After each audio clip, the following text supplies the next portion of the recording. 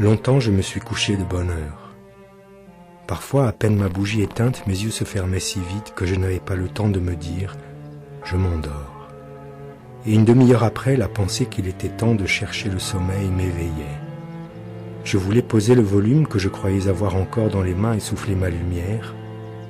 Je n'avais pas cessé en dormant de faire des réflexions sur ce que je venais de lire, mais ces réflexions avaient pris un tour un peu particulier.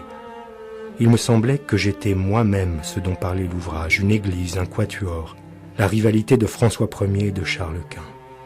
Cette croyance survivait pendant quelques secondes à mon réveil. Elle ne choquait pas ma raison, mais pesait, comme des écailles sur mes yeux et les empêchait de se rendre compte que le bougeoir n'était plus allumé. Puis elle commençait à me devenir inintelligible, comme après la métempsychose, les pensées d'une existence antérieure. Le sujet du livre se détachait de moi, j'étais libre de m'y appliquer ou non.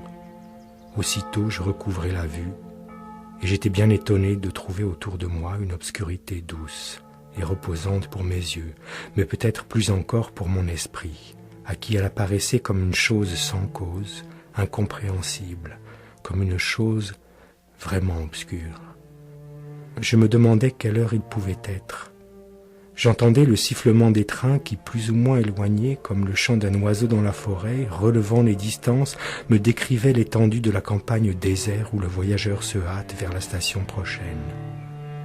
Et le petit chemin qu'il suit va être gravé dans son souvenir par l'excitation qu'il doit à des lieux nouveaux, à des actes inaccoutumés, à la causerie récente et aux adieux sous la lampe étrangère qui le suivent encore dans le silence de la nuit, à la douceur prochaine du retour.